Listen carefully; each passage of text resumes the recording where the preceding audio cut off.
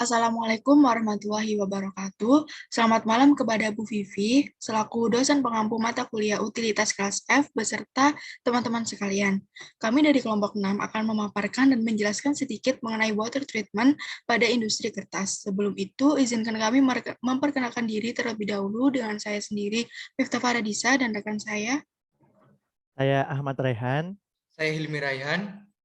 Saya Mutiara Akmarina. Dan saya Tiffany Rizka. Nah, sebelum itu, bisa di next. Nah, sebelum memasuki pembahasan inti mengenai water treatment pada industri kertas, kita membahas dulu nih mengenai secara universal, secara general, water treatment pada suatu industri. Air penting bagi kehidupan, terutama untuk proses suatu industri. Ini merupakan bahan penunjang penting baik untuk kegiatan langsung ataupun tidak langsung. Nah, penggunaan air sendiri ini biasanya untuk mendukung beberapa sistem. Yang pertama ada sistem pembangkit uap atau boiler, sistem pendingin, sistem pemroses, pemadam kebakaran, hingga sistem air minum. Nah, untuk persyaratan kualitas air yang dapat digunakan dalam industri itu berbeda-beda tergantung kepada tujuan penggunaan air tersebut. Misalnya pada sistem boiler ataupun sistem air minum itu otomatis memiliki persyaratan baku mutu air yang berbeda pula. Kemudian air yang berasal dari alam itu umumnya belum memenuhi persyaratan yang diperlukan sehingga perlu menjalani beberapa proses pengolahan terlebih dahulu. Nah, biasanya suatu industri ini itu menggunakan air tawar dari air permukaan maupun air tanah. Nah, air permukaan ini itu biasanya bisa dari sungai, danau, waduk, dan lain sebagainya. Nah, air tanah ini sendiri itu merupakan sumber mata air baik dari sumur ataupun secara mengalir.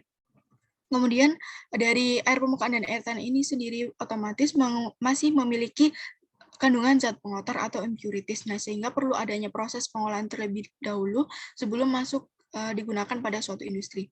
Bisa next. Kemudian untuk analisa kandungan airnya dari beberapa zat-zat terlarut ataupun tersuspensi dalam air ini menyebabkan air memiliki kualitas ataupun karakteristik yang berbeda-beda. Kemudian bisa diukur dari sifat-sifatnya sebagai berikut. Yang pertama ada keasaman. Keasaman ini tuh menyatakan kapasitas air untuk menetralkan basa. Biasanya disebabkan oleh CO2 ataupun asam-asam mineral. Kemudian ada alkalinitas, itu bisa menyatakan kapasitas air untuk menetralkan asam. Biasanya tuh penyebabnya adalah bikarbonat, karbonat, hidroksida. Kemudian ada pH, salinitas. Salinitas ini sendiri itu merupakan besaran untuk menggolongkan kandungan mineral yang terlarut dalam air. Kemudian ada TDS, itu menunjukkan jumlah ion terlarut yang disajikan pada analisis air. Ada densitas, specific gravity. Kemudian ada TSS, itu merupakan berat dari zat-zat yang tidak terlarut. Kemudian ada turbiditas ataupun kekeruhan. Ada BOD yang menyatakan harga kebutuhan oksigen terlarut selama proses penguraian zat-zat organik. Kemudian ada COD, itu merupakan menunjukkan jumlah oksigen yang dikonsumsi selama terjadinya oksidasi zat-zat organik pada suatu kondisi tertentu.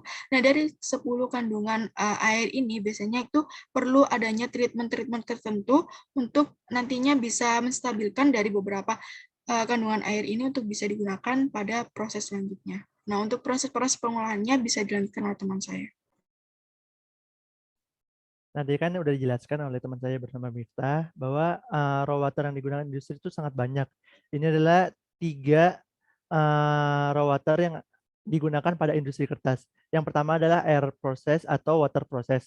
Kebutuhan proses water untuk boiler, peralatan bahan, di mana diperlukan air yang terlebih dahulu melalui ion exchange untuk meminimalisir timbulnya karat serta sumbatan pada pipa api dan jalur distribusi uap dan kondensatnya. Yang selanjutnya ada cooling water dan heat exchanger. Untuk cooling water tuh untuk menara pendingin, mesin, penukaran panas, kondenser, dan lain-lain. Kebutuhan air pendingin atau cooling water dapat dikategorikan sebagai kebutuhan umum untuk semua mesin. Selanjutnya itu air sanitasi. Air sanitasi adalah air yang akan digunakan sebagai air untuk keperluan domestik seperti memasak, toilet, dan cuci-cuci lain biasanya. Digunakan air dari sumber terdekat seperti perusahaan air minum atau PAM yang ada di lokal maupun dari sumber dalam. Oke, lanjut. Oke, untuk selanjutnya akan saya jelaskan produk dan spesifikasi air pada water treatment industri kertas.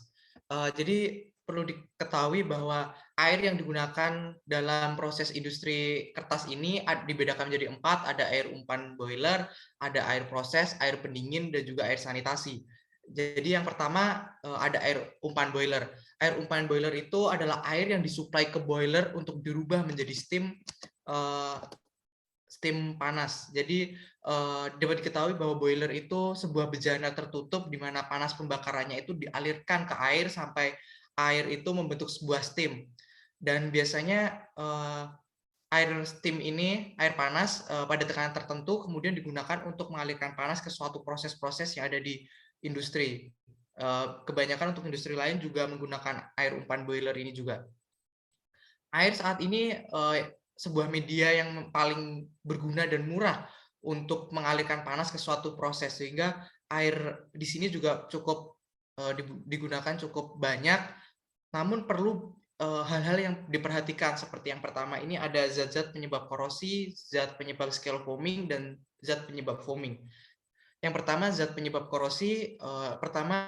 Korosi dalam bejana ini disebabkan karena tidak sempurnanya pengaturan pH dan penghilangan oksigen. Penggunaan kembali air kondensat yang banyak mengandung bahan-bahan pembentuk karat atau korosi selama bejana itu dioperasikan. Sehingga zat ini perlu dihilangkan terlebih dahulu apabila digunakan dalam mesin boiler. Selanjutnya yang kedua ada zat penyebab scale foaming, yang dimana scale foaming ini adalah pembentukan kerak yang disebabkan adanya kesadahan dan suhu tinggi yang biasanya berupa garam, garam karbonat, dan silika. Yang ketiga ada zat penyebab foaming, air yang diambil kembali dari proses pemanasan biasanya menyebabkan busa atau foam pada boiler karena adanya zat-zat organik, anorganik, dan tidak terlalu dalam jumlah besar. Biasanya efeknya ini pembusaan terutama pada alkalinitas tinggi. Jadi sebelum air dari unit pengolahan air itu digunakan sebagai umpan boiler, memang biasanya itu perlu dilakukan pelunakan, yang di sini tujuannya untuk menghilangkan ion Mg2+ dan Ca2+ yang mudah membentuk sebuah kerak. Dan kerak di sini menghalangi perpindahan panas dan menyebabkan overheating dan berakhir pecahnya pipa. Dapat diketahui juga untuk spesifikasinya sebagai berikut. Ada tabel baku mutu air umpan boiler, ada beberapa parameter, satuan, dan pengendalian batasnya apabila air itu digunakan sebagai umpan boiler. Selanjutnya ada air sanitasi. Air sanitasi adalah air yang digunakan untuk keperluan mandi, minum, memasak, dan mencuci. Air sanitasi ini biasanya diatur dalam keputusan Menteri Kesehatan, yang dimana baku mutunya itu juga sama dengan air bersih yang pada rumah tangga. Untuk air sanitasi sendiri ada 3 macam yang perlu diperhatikan, ada sifat fisik, kimia, dan biologisnya. Dan di sini ada sifat fisiknya tidak berbau, ada nilai TDS, kekeruan, rasa, suhu, dan warna. Kemudian ada sifat kimianya juga, dan terakhir ada sifat biologisnya, yang dimana sifat biologis ini tidak mengandung kuman atau bakteri, terutama bakteri patogen. Untuk memenuhi persyaratan itu biasanya dilakukan penjernihan sebelumnya untuk menghilangkan bakteri-bakterinya, dan perlu ditambahkan kaporit yang biasanya digunakan sebagai desinfektan untuk mencegah berkembang biaknya pada sistem distribusi air sanitasi. Selanjutnya ada air pendingin. Air pendingin ini digunakan sebagai kelancaran dan efisiensi dari pendingin, sehingga diperlukan air pendingin ini yang ada beberapa parameter-parameternya juga, satuan dan nilainya masing-masing yang perlu diperhatikan apabila digunakan sebagai air pendingin. Selanjutnya ada air proses. Air proses di sini digunakan dalam proses pembuatan kertas. Segala proses yang digunakan dalam industri ini menggunakan air proses ini, sehingga perlu diperhatikan dalam penggunaannya. Air proses di sini biasanya digunakan untuk pembuatan steam, pencucian, terus rotary vacuum filter, dan juga pengenceran pulpnya. Kemudian ada beberapa yang perlu diperhatikan tentu apabila kita menyediakan air sebagai air proses. Yang pertama ada alkalinitasnya, keasamannya, kekeruan, warna, dan airnya tidak mengandung besi dan mangan. Oke, selanjutnya akan dijelaskan oleh teman saya. Selanjutnya adalah proses water treatment pada industri kertas. Next.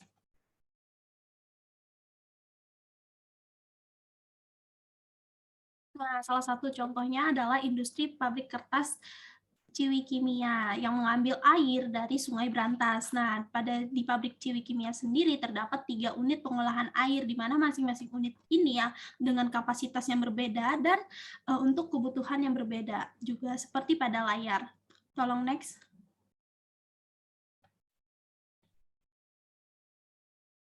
Nah, pada proses water treatment di industri kertas sendiri terdapat 4 proses hingga nanti akan dihasilkan baku mutu sesuai standarnya. Next. Yang pertama adalah filtrasi, yaitu penyaringan air dari sungai, di mana filtrasi ini akan menyaring partikel-partikel yang besar seperti misalnya sampah, bahkan yang lebih kecil seperti kerikil. Lalu masih ada partikel-partikel kecil. Nah, partikel kecil ini akan kita proses di proses sedimentasi, yaitu pengendapan. Jadi pada proses sedimentasi ini sendiri diperlukan penambahan koagulan, yaitu tawas dan polimer, di mana gunanya adalah untuk mengikat partikel-partikel dengan ukuran yang kecil menjadi partikel yang berukuran lebih besar, dan karena partikel tersebut memiliki ukurannya lebih besar dan memiliki massa jenis lebih berat daripada air dan juga dibantu oleh gaya gravitasi, maka akan terjadi pengendapan partikel-partikel tersebut di dasar tangki. Nah, pada proses ini air juga ditambahkan gas klorin, di mana tujuannya untuk desinfektan, untuk menghilangkan mikroorganisme, dan juga untuk menjernihkan warna air hingga sesuai baku mutu. Tolong next. Nah, lalu airnya masih mengandung garam-garam mineral seperti Ca+ ataupun Cl-. Nah, maka perlu diproses demineralisasi, di mana terdapat 2 proses. Yang pertama cation exchanger, di mana di sini untuk penghilangan ion-ion positif seperti dari Ca2+ dan Mg2+. Nah, di sini menggunakan resin ion H+ seperti pada persamaan reaksi tersebut, dan juga air yang dikeluarkan itu ber-pH asam. Tolong next. Nah, yang kedua ada anion exchanger, yaitu untuk ion-ion negatif dengan penggunaan resin, yaitu gugus anion hidroksil atau OH-, di mana seperti persamaan reaksi tersebut, dan pada proses anion exchanger ini outputnya airnya dalam kondisi basah.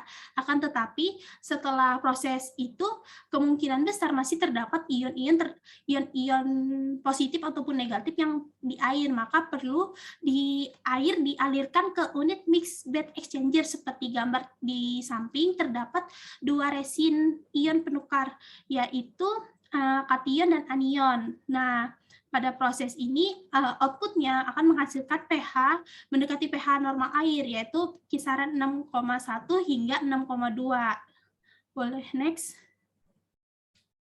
Nah, lalu akan masuk ke dalam proses boiler feed water, karena airnya masih mengandung gas-gas yang dapat menimbulkan korosi pada mesin ataupun pipa. Contohnya adalah gas oksigen ataupun gas karbon dioksida. Maka perlu menggunakan alat bernama daerator dan digunakan penambahan bahan, yaitu menggunakan hidrazin yang berfungsi untuk mengikat gas-gas tersebut dengan persamaan reaksi seperti pada layar. Dan pada proses ini juga menggunakan penambahan katalis, yaitu hidrokuinon. Nah, sebelumnya akan menghasilkan ion-ion. Nah, gas yang tidak terpakai, yaitu seperti gas nitrogen dan lain-lain, akan dihilangkan dengan melalui proses stripping uap bertekanan rendah.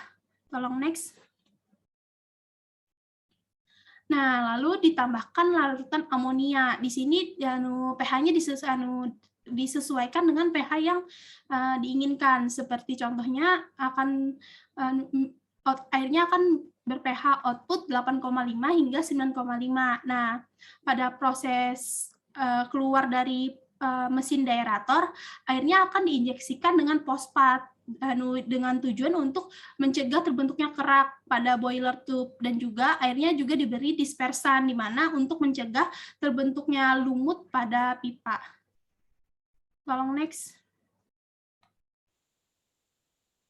Oke, selanjutnya ini proses water treatment untuk memperoleh produk pada industri kertas, yaitu yang saya membicarakan tentang recycle-nya. Pertama, air umpan boiler yang sudah demineralisasi dialirkan ke ecomizer. Di economizer, air dipanaskan dengan gas buang hasil dari pembakaran batu bara. Hal ini untuk mengefisiensikan panas pembakaran batu bara. Lalu, air yang telah mengalami pemanasan akan dialirkan menuju boiler. Nah, air tersebut akan mendidih dan berubah menjadi steam. Steam yang dihasilkan ditampung di steam drum. Sedangkan air yang belum berubah menjadi steam dialirkan kembali menuju boiler. Setelah itu, steam dialirkan ke superheated system dengan tujuan agar uap air yang bersifat jenuh, saturated steam, berubah menjadi superheated steam dari 535 Celcius dan tekanannya 95 atm. Superheated steam akan dialirkan menuju steam turbine untuk memutar generator. Generator yang berputar akan menghasilkan listrik, sedangkan uap yang keluar dari turbin menuju kondensat yang akan menjadi air umpan boiler kembali. Oke, bisa lanjut. Oke, akan saya lanjutkan. Selanjutnya yaitu tentang proses pengembangan water treatment pada industri kertas. Seperti yang sudah dijelaskan pada teman-teman saya sebelumnya, dalam proses pengembangan water treatment industri kertas itu pasti akan menghasilkan air limbah yang cukup banyak. Nah, dari kelompok kami itu ada pengembangan atau inovasinya, yaitu yang pertama dengan menggunakan media DMI 65. DMI 65 yaitu the manganese irons 65, dan yang kedua itu penggunaan membran bioreaktor. Oke, next. Yang pertama yang akan saya bahas yaitu tentang DMI 65. Nah, DMI 65 adalah media penyaringan filtrasi berbasis pasir silika yang dirancang untuk menghilangkan besi dan mangan dalam larutan berair tanpa menggunakan kalium permanganat atau regenerasi kimia. Nah, struktur mikropori dari DMI 65 lebih efisien menghilangkan besi yang terlarut ke tingkat yang hampir tidak terdeteksi hingga 0,01 ppm dan mangan sampai 0,01 ppm. Nah, di sini DMI 65 bertindak sebagai katalis oksidasi dengan oksidasi langsung dan filtrasi dari yang diendapnya tidak larut. DMI 65 juga dapat menghilangkan arsenik, aluminium, dan logam berat seperti besi, mangan, tembaga, timah, serta hidrogen sulfida dalam kondisi tertentu. Oke, next slide. Nah, ini keuntungan dari penggunaan DMI 65. Yang pertama yaitu menghilangkan kebutuhan kalium permanganat. Yang kedua dapat menghilangkan padatan tersuspensi total dan kekeruhan. Yang ketiga mengurangi biaya produksi. Yang keempat bisa menambah laju aliran. Yang kelima memiliki kapasitas muatan yang cukup tinggi. Dan yang keenam itu memiliki umur panjang tidak memerlukan regenerasi. Nah, di sini memiliki umur panjang tidak memerlukan regenerasi dikarenakan dalam satu kali aktivasi DMI 65 ini akan tidak memerlukan waktu yang tidak memerlukan tambahan apapun kecuali ditambahkan oleh natrium hipoklorit, dan itu digunakan bisa sampai waktu umur 10 tahun lebih. Oke, next slide. Yang selanjutnya yaitu pembahasan tentang teknologi membran bioreaktor. Teknologi membran bioreaktor adalah teknologi kombinasi dari proses lumpur aktif dengan pemisahan biomasa membran filtrasi. Nah, prinsip kerjanya itu seperti yang sudah tertera pada layar. Nah, secara mendasar perbedaan teknologi membran bioreaktor dengan lumpur aktif itu hanya terletak pada pemisahan lumpurnya.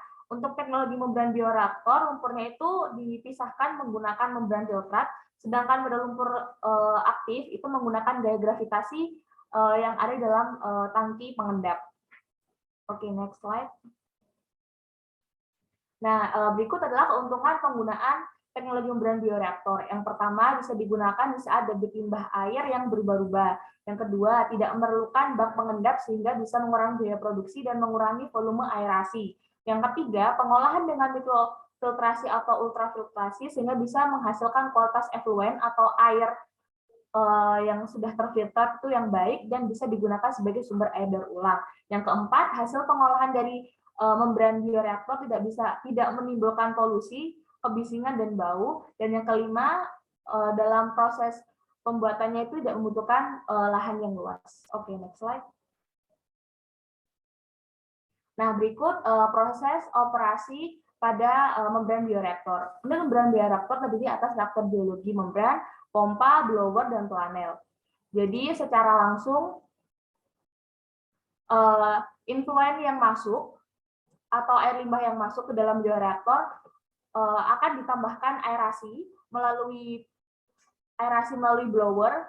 Nah, setelah ditambahkan adanya aerasi melalui blower, membran air yang sudah ada tersebut akan disaring oleh membran.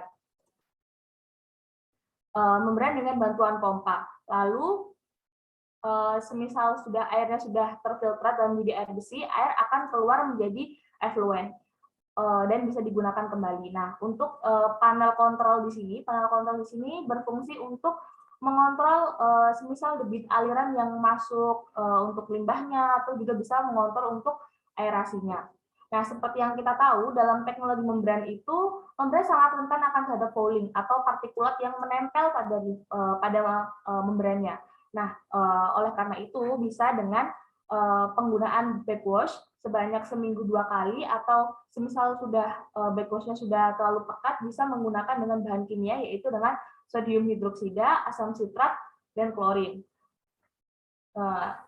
Kesimpulannya dari kelompok kami, kenapa kedua proses tersebut dipilih, dikarenakan proses tersebut itu memberikan keuntungan dalam beberapa aspek, seperti yang pertama menghemat biaya produksi, efisien dalam proses water treatment, dan lebih ramah lingkungan. Sekian presentasi dari kelompok kami, mohon maaf bila ada kurang lebihnya. Wassalamualaikum warahmatullahi wabarakatuh.